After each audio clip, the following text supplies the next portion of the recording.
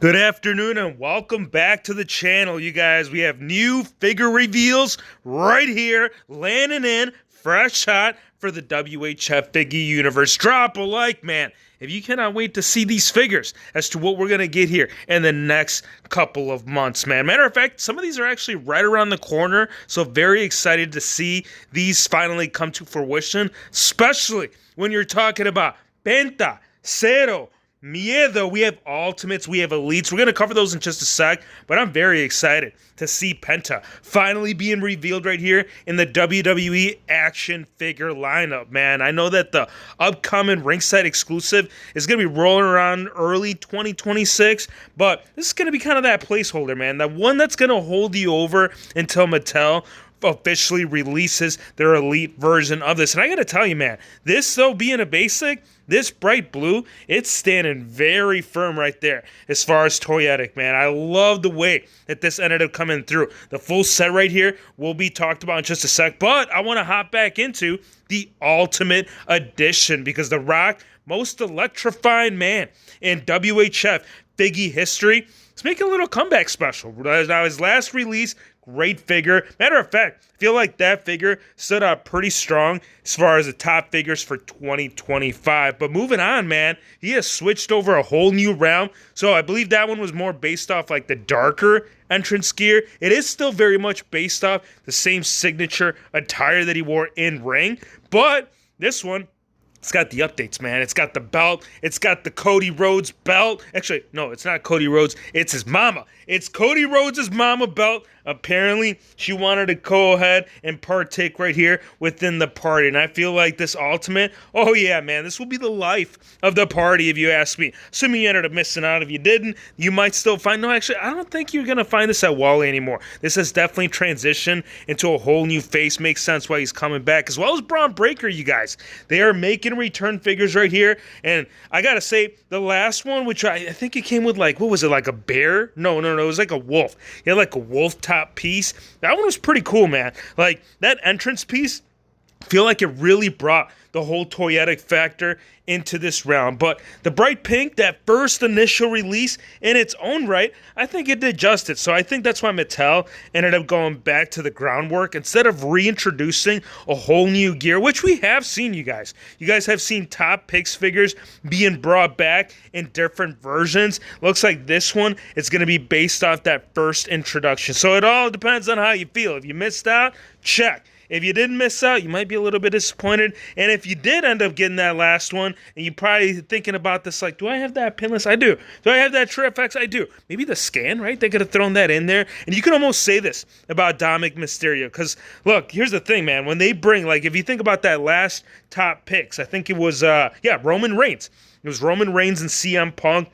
They revamped it completely, like from scratch. Not just like the actual paint apps as to what you're seeing right here with these elites, but they gave them a whole new torso. So again, for them to go ahead and just make the same gear all over again, I don't know the demand on it, how much it was, but I can tell you, you could still fight Dom out in that toy aisle. So again, some questions. You got to ask the questions like, give us a new gear, bro. You got to bring back The Rock in the top picks, greatest hits. Give us a damn new gear. Same gear too, you guys. So looks like all three of the upcoming greatest hits, it's pretty much a remake. It's just like a repack. I would call it like a repack. Like it's got new packaging, cool, love it. If you're a mod collector, that might be your thing. But if you're a Lucy, this one right here, this is why I said we're going to come back. We got to come back to Series 163 because this Randy Orton, man, I could see a handful of people picking this up just to make those thick ski upskis, man. This one is actually on my list. Like, one, obviously would love to have it right here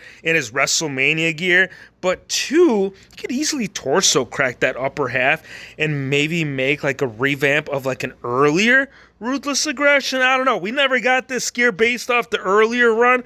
I mean, yes, he re-wore it at Mania, which in its own right, it is the same gear, but it's got all the tats, bro. I'm a Ruthless boy. You ask me what type of generation WHF Figgy Universe, I'm a Ruthless, bro. I am Ruthless, not only in the Figgy life, but also in my WWE figure display. Kevin Owens, too, also making a comeback right here. But honestly, I don't know how I feel about this. Like, I see where they're going with this, with like the pants and the whole style of it. But something about it, man. It just, I don't know, it looks kind of off, man, especially when you look at the backside. Like, I get it, you know, KO pretty much almost always wears the same style of shirt and either long shorts or long pants, but something about those legs, man, just sitting a little strange to me. Now, Trish Stratus, love the white gear. Matter of fact, I feel like MDT would be happy to have this on his shelf. Does he really like the women's figures? He says he's kind of medium on it, but he loves his white gears. And I feel like this Trish Stratus, bro, this right here, this is very clean, man. Very crisp. Love it. Matter of fact, the scan right here, I might be one up on really any other Trish Stratus figures they've released in the past. And that's saying something, you guys, because as you guys damn well know, if you guys have been collecting Trish Stratus figures since way back in the day, that scan has always been the struggle. So, again, it's nice to see some updates right here within Trish, but in its own right, would love to see it in hand just to kind of see how it measures up, man. Got to see how it measures up. Seth freaking Rollins, too, also making a comeback right here. Going to be based off his red and black gear, which I love this. And here's the thing, too, man. Like, as I'm kind of nodding over things and kind of questioning, like, why do they do this? Why don't they do that? Why maybe will they do something different? Look, here's the thing. This basic figure actually gets the tattoos. And I know you may be saying, like, HeroFix, it's not that really big of an issue, bro. Look at the back of this man. You guys see what's going down his spine? I see tats, stats. Do I see stats on my last Ultimate? Nope. Do I see him on the Elite sometimes? Sometimes. But the basic gets the tattoos. So, Rollins, please, just for future reference, would love to see the Ultimates as well as the Elites being released with that back tat. If they don't do it, you better hit up Sagat, because Batista, not only are we going to get a Batista sit-down powerbomb right through that table, but you're also going to get the Street Fighter version of it, man. This right here, this is so cool. Like, I know we've seen only the prototype images, but seeing the final renders as to what we're going to be seeing here early 2026 for this, love it. Feel like Mattel right there, really just branching out in all forms, whether you're talking about TNMT, whether you're talking about John Cena playing also as a Street Fighter. And actually, I think based off the movie, it's not going to be Cena. I could be wrong, but pretty sure it's Cody Rhodes. So again, they got to branch out, man. They got to do John Cena, right? They got to get all the big characters. They got to get all of the big names, which I do believe we still have 3 more reveals to kind of follow up with this. So very interested to see how the rest right there are going to measure up. Also, Bianca Belair too. Check this out, you guys, man. This is so cool.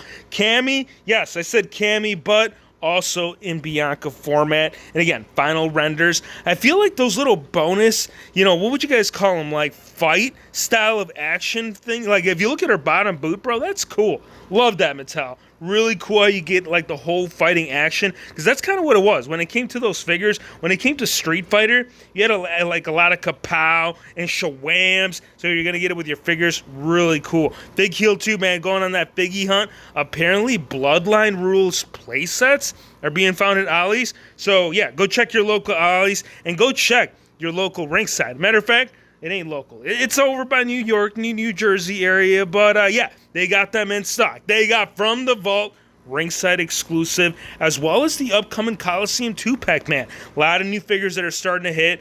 A lot of stuff that now it's going to be hidden here for Black Friday. And, matter of fact, I feel like this is the perfect time, bro. Like, Shawn Michaels has now gone up live, too, over there for $35. Love it, man. Also, L.A. Knight. Yeah, coming back in the top picks alongside Seth Rollins and John freaking Super Cena. Give me your thoughts, man. Let me know what you guys think of all the brand new WHF Biggie reveals. Appreciate you guys for stopping by. Drop a like, hit the subscribe button, and we'll see you, my friends, on the next one.